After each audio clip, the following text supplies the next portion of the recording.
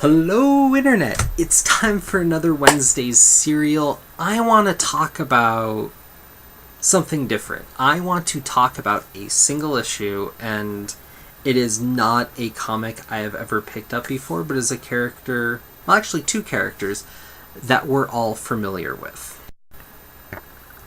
I want to talk about The Adventures of Superman 14. From the cover, you can tell it's a Joker story with Superman. Adventures of Superman. Who knew, right? Okay. So, first off, I want to mention, in order for me to pick up this comic, which I did seek out, I had to go to the kids section of my store, which was weird. Second week in a row that's happened. Despite the fact this comic is rated T for teen, which was weird. But it kind of put me in a weird mindset, because this comic in no way is meant for children. Not because there's language or anything graphical or anything sexual in here at all, really. Some of the wording's a little, but not like that, not the sort of barring that you usually get for this sort of stuff. It's just talking. And so for it to be a kid's comic, it wouldn't work because it's just not punchy enough. That's not here nor there, no, because it actually wasn't put out like that in any intention. I don't know how it ended up there. I think it's just because we've been trained as comic book fans to take the word adventures before anything and assume it's a kid's title, when that isn't necessarily always the case. But it's an interesting part of the culture and kind of the language that's been put into us from years of training, which I thought was an interesting sort of thing. But the reason I did pick this comic up out of no real justification was because a certain personality was on it, Max Landis, who I believe in these circles is most known for his Death and Return of Superman video, which is awesome, and I really enjoy it. And I also watch his YouTube channel, Up to My Knees, and there's some cool, interesting stuff on there of all kind of different stuff, but he's talked about Superman and Batman and other characters in a certain way that shows that he knows the medium, he knows the characters, and he knows what makes them tick and what makes them interesting in a larger, grander sense. And I've actually read scripts of his that he was planning to do for certain comic runs that would be kind of fan-fiction-y, like his little miniseries that would be done like a out-of-continuity thing, basically. And those, what I heard and what I read sounded interesting. So knowing that this was, at least to my knowledge, the first comic of his that was actually ever published, I was really excited to read. He's done movie scripts before and stuff and whatever, but this is the first time to sit down and, connect with this thing I love over this guy, who, near as I could tell, is a creator that I could get behind. And it just did not jive at all. There's 20-some pages of just this bizarre meta-influence, kind of jabby, punchy, bizarre dialogue between Joker and Superman, and there's nothing else.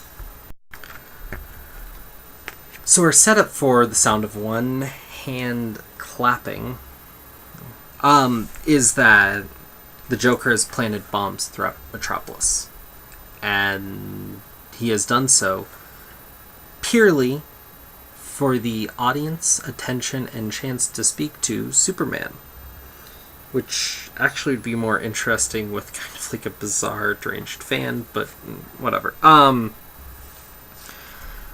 And Joker's dialogue kind of goes all over as far as like characterization between kind of like out of control, kind of like youth punk figure sort of thing, like anti-authority, and being more like insane criminal sort of thing.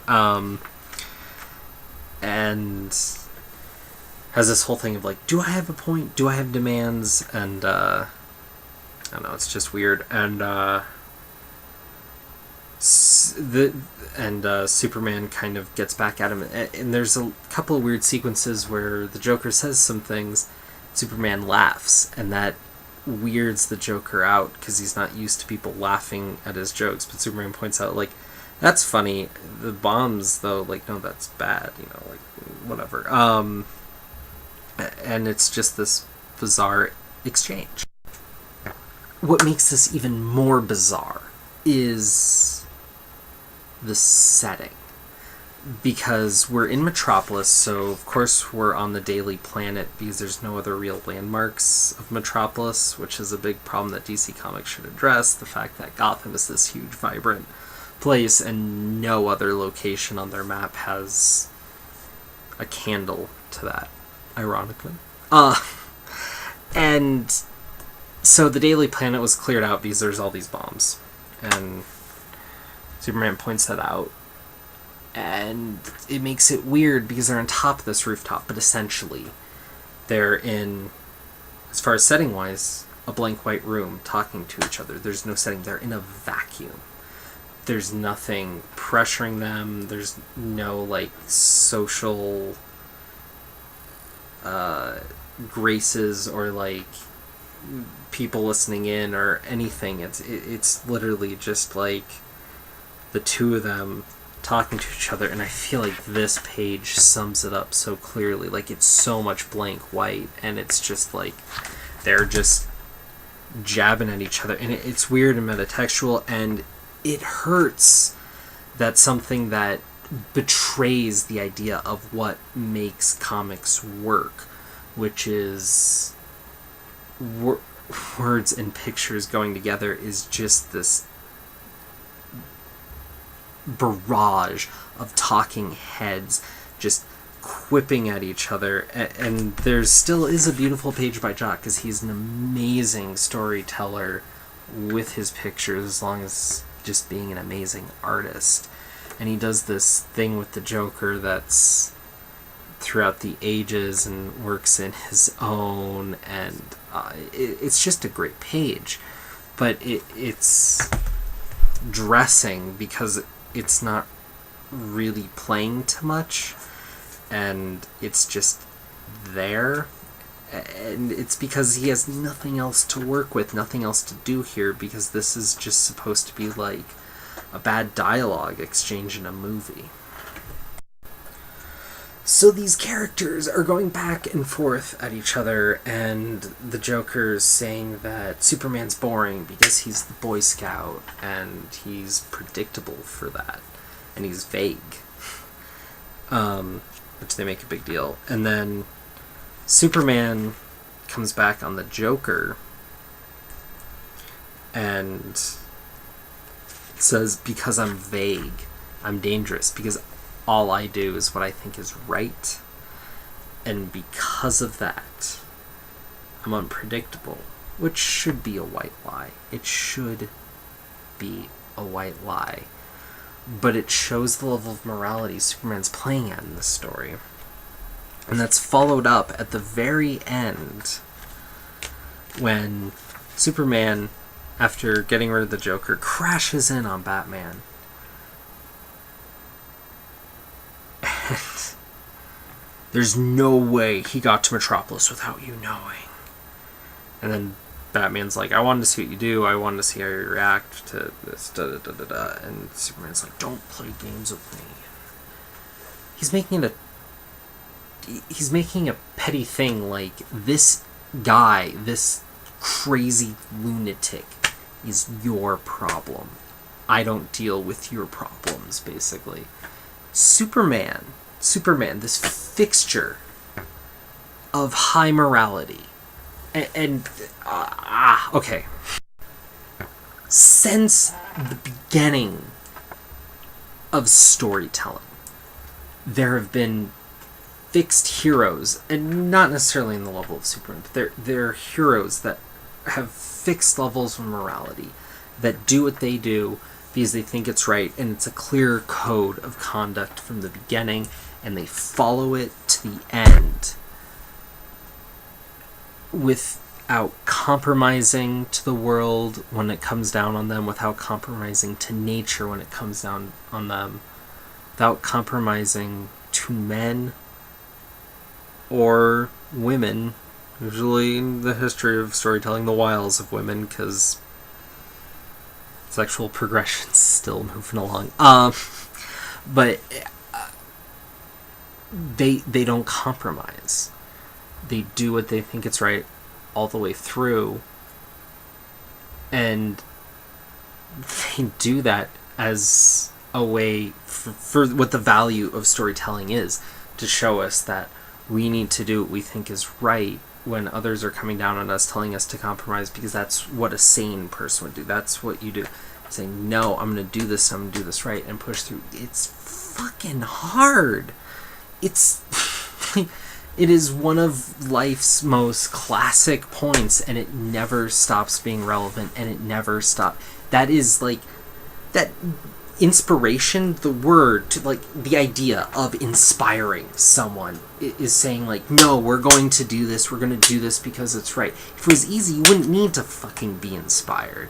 If you didn't have to care, and if you didn't have to rise above something, if you didn't need to take a moral stand, if you didn't need to put thought or effort into it, you would not be inspired to do it. You would just do it or not. No, if you're inspired to do something, you need to rise above. Stories, not all stories, but stories with moral heroes, with people who are uncompromising, are stories set to inspire, overcoming the odds, overcoming the problems, finding a solution. That is the core of everything that not only Superman is, everything Superman is built on, dating back to Beowulf and the Tale of Genji and anything in between.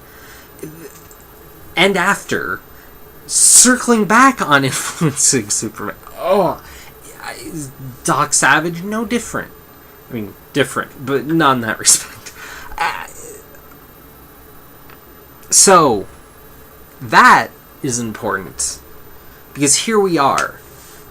New 52, this tale of Superman dealing with Joker. Joker apparently being no threat. Joker has all these bombs across the sea. He's gonna fucking set them off.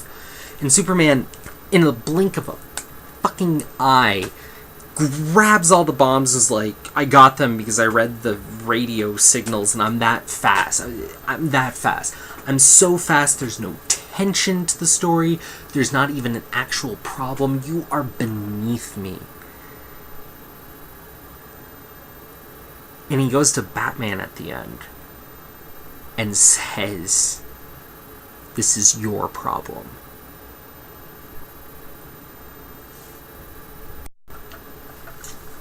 The fucking moral center of the DC universe says, this is your... He's being petty. He's being petulant. Is this the Superman we have now? I'm not a fan of Superman. I've read the stories. I understand his greater setting. I usually have a rough idea of what's going on. I don't read the comics regularly. It's not as appealing to me. I do prefer generally more moral gray stories, yes. But what makes Superman interesting, and this is why, what makes Superman interesting is he's above the moral grayness.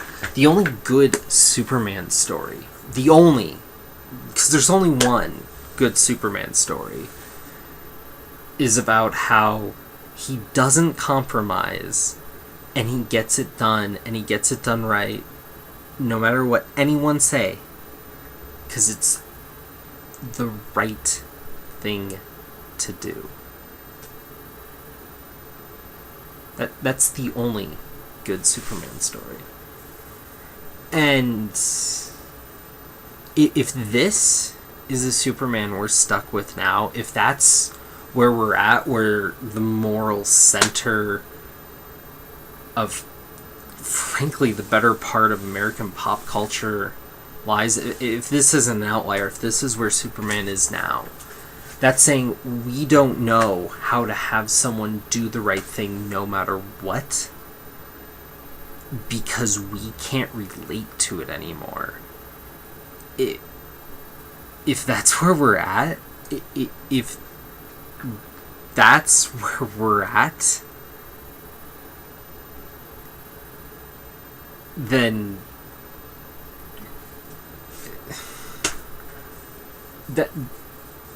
that's fiction coming back and showing us realities even more jacked than I could have thought. Like, that hurts, and I'm really, really hoping this is just some bad outlier.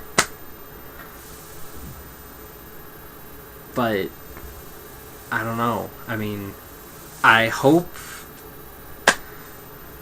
people at least are resonating with what I'm saying, whether or not they agree, but let me know. Here, do a video response. Hell. Yeah. Hopefully I'll talk to you guys next week. Have a good one.